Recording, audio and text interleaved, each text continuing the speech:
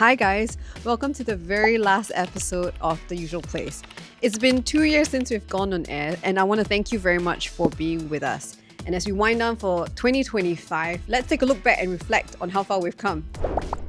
So the first episode went up in April 2024, and since then I've interviewed more than 35 politicians and political candidates, had 4 dogs on the show, and changed the setup at least 3 times. It's always a work in progress at The Usual Place.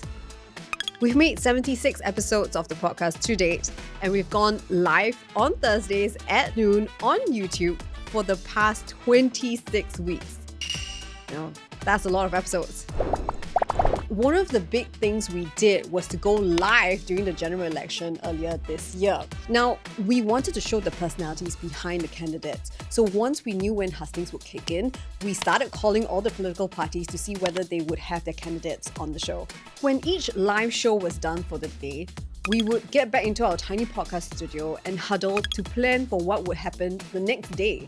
And I can tell you that there were some days when we was really down to the wire and we were just waiting for a guest to confirm whether they would be able to come on or not. Oh, and I remember the Sengkang Workers' Party team came out with really cute socks. During this time we've had this podcast, I've committed 2 crimes against production, and that involves the green screen.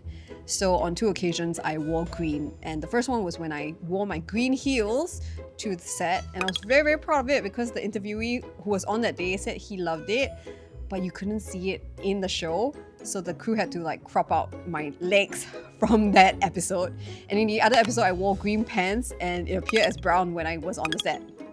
Sometimes interviews can be dicey. Like that time an interviewee told me that he didn't feel very good 2 minutes before we went live on YouTube. In that moment, we really had to figure out quickly what we had to do just in case he threw up or passed out on air. I think that was definitely one of the most stressful times for the studio team. And of course, I gotta say a big thank you to the studio team who keep things running week after week. Love you guys. So it's been a ride for sure, and we love hanging out with you every week. Stick with us and see what we have in store next year. I'll see you again at The Usual Place.